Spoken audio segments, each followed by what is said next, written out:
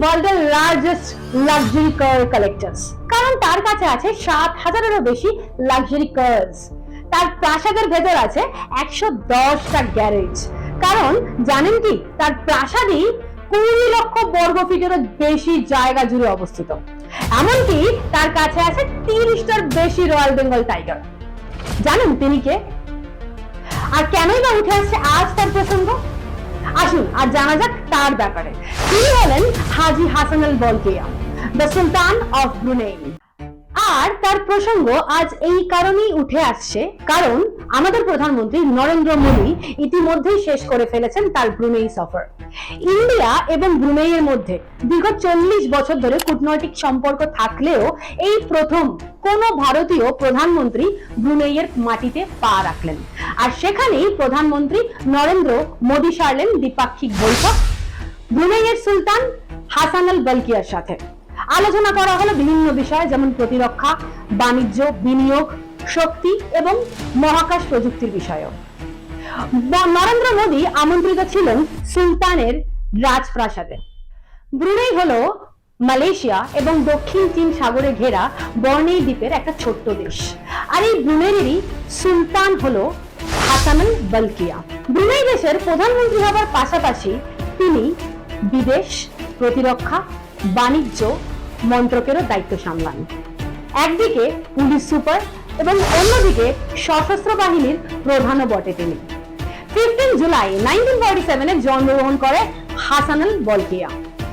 স্কুলের পড়াশোনা শেষ করে তিনি তার স্নাতক অর্থাৎ গ্রাজুয়েশন কমপ্লিট করে ইংল্যান্ডের দ্য রয়্যাল কিং কলেজ থেকে। 10 ভাই বোনের মধ্যে থেকে তাদের বাবা হাসান আল বলকিয়াকে রাজ্যপাট সামলানোর দায়িত্ব দেন। আর সেই কারণেই 1967-এ হাসান আল বলকিয়া সুলতানের গদিতে বসেন। প্রথাগত পড়াশোনা শেষ করার পর তিনি একে একে সেরে ফেলেন বিয়ে। একবার নয়, দুবার নয়, তিনবার বিয়ের পিঁড়িতে বসেন এই সুলতান। 5 জন পুত্র সন্তান এবং 7 জন কন্যা সন্তানের পিতা হাসান আল বলকিয়া। তার ধন সম্পত্তির পরিমাণ নেহাত কম নয়। ভারতীয় মুদ্রা অনুযায়ী তার মোট সম্পত্তির পরিমাণ হলো 2,24,053 কোটি টাকা। 1988-তে ওয়ার্ল্ডের মধ্যে রিচেস্ট ম্যান ছিলেন হাসান আল বলকিয়া। সেই সময় তার মোট সম্পত্তির পরিমাণ ছিল প্রায় 14,700 কোটি টাকা। 1984-এ ব্রুনেই দেশ স্বাধীনতা অর্জন করার পর হাসান আল বলকিয়া তার নিজের জন্য একটি সুবৃহৎ রাজপ্রাসাদ তৈরি করেন 22 ক্যারেট সোনা দিয়ে। আর সেই রাজপ্রাসাদের নাম তিনি রাখেন ইস্তানা নুরুল ইমান। এই শব্দের অর্থ হলো বিশ্বাসের আলোর প্রাসাদ। প্রায় 20 লক্ষ বর্গফুটেরও বিশাল এরিয়া জুড়ে বিস্তৃত এই রাজপ্রাসাদের ভিতর রয়েছে 1700টা শোবার ঘর, রয়েছে 257টা শৌচালয় অর্থাৎ বাথরুম, আর রয়েছে 5টা সুইমিং পুল। ব্রুনেই নদীর তীরে অবস্থিত এই সুবৃহৎ রাজপ্রাসাদের ভিতর থেকেই চলে ব্রুনেইয়ের সমস্ত ধরনের প্রশাসনিক কাজকর্ম। তার জন্য রয়েছে আলাদা আলাদা ঘর। শুধু এখানেই শেষ নয়, এই সুবৃহৎ রাজপ্রাসাদের মধ্যে সুলতানের জন্য রয়েছে একটা বিশাল চিড়িয়াখানা, যার মধ্যে নানা রকমের প্রজাতির পাখির পাশাপাশি রয়েছে সুলতানের সংগ্রহে 30টি রয়্যাল বেঙ্গল টাইগারও। সুলতান হাসান আল বলকিয়াকে বলা হয় ওয়ার্ল্ডের লার্জেস্ট প্রাইভেট কার কালেক্টর্স, কারণ তার কাছে রয়েছে 7,000-এরও বেশি লাক্সারি কারের কালেকশন। জানেন তার কাছে কি কি ধরনের গাড়ি আছে? শুনলে জাস্ট চমকে যাবেন। তার কাছে রয়েছে 450টা ফেরারি, রয়েছে 380টা বেন্টলিজ, এছাড়াও তার কাছে রয়েছে 275টা ল্যাম্বরগিনি, আরো আছে তার কাছে 183টা মতো ল্যান্ড রোভার। এছাড়াও আরো রয়েছে তার কাছে একাধিক বহুমূল্যের বিভিন্ন লাক্সারি কার। শুধু এখানেই শেষ নয়, তার কাছে রয়েছে সোনায় মোড়া পার্সোনাল জেটও।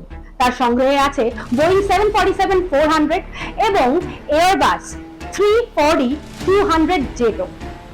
পোলো খেলার শখও পালেন এই সম্রাট, এবং তার জন্য তিনি পোষেন 220টি ঘোড়া, এবং তাদের পরিচর্যার জন্য রয়েছে শীততাপ নিয়ন্ত্রিত মানে এয়ার কন্ডিশন আস্তাবল, যা রয়েছে এই সুবৃহৎ রাজপ্রাসাদের ভিতর। এমনকি সুলতানের কাছে রয়েছে 672 কোটি টাকা মূল্যের বেন্টলি ডমিনেটরের এসইউভি মডেলও। তার কাছে আছে 24 ক্যারেট সোনা দিয়ে তৈরি রোলস রয়েসের সিলভার স্পার 2 মডেলটিও।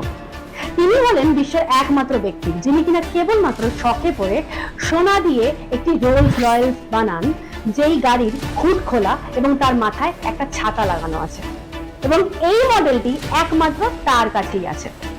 2007 সালে সুলতানের মেয়ের বিয়ের সময় তিনি তাকে সোনা দিয়ে তৈরি করে একটি রোলস রয়েলস গিফট করেছিলেন। শুধু তাই নয়, সুলতান হাসান আল বলকিয়া হলেন যথেষ্ট শৌখিন এবং অত্যন্ত পরিপাটি থাকতে তিনি ভালোবাসেন, এবং তিনি বারবার তার চুলের হেয়ার স্টাইল চেঞ্জ করতেও ভালোবাসেন। মাসে অন্তত একবার তিনি চুল কাটাবেন। তার কারণ হলো 4 থেকে 5 সপ্তাহ অন্তর অন্তর তিনি তার হেয়ার স্টাইল পরিবর্তন করতে অত্যন্ত পছন্দ করেন, আর সেই কারণেই প্রায় 9 লাখ টাকা খরচা করে লন্ডন থেকে ফার্স্ট ক্লাস ফ্লাইটে উড়িয়ে আনেন তার হেয়ার স্টাইলারকে, যার কাছে একবার চুল কাটাতে নবাব খরচ করেন প্রায় 18 লক্ষ টাকা। প্রত্যেক বছর রমজান মাসের শেষে হাসান আল বলকিয়া আয়োজন করে এক বিরাট অনুষ্ঠানের, যা আয়োজিত হয় তার রাজপ্রাসাদে, এবং সেই অনুষ্ঠানে প্রত্যেক বছর প্রায় 1 লক্ষ মানুষের সমাগম হয়। এবং সেই সময় এই উৎসব চলাকালীন সময় ব্রুনেইয়ের সাধারণ দর্শকদের জন্য, সাধারণ মানুষদের জন্য এই রাজপ্রাসাদের দরবার খুলে দেওয়া হয়। 3 দিন ধরে চলা এই উৎসবে বিভিন্ন সুস্বাদু খাবার পরিবেশনের পাশাপাশি থাকে নানা রকম গিফটও। সবুজ কাগজে মুড়ে এই সময় আগত দর্শনার্থীদের বিভিন্ন রকমের উপহার দেন সুলতান।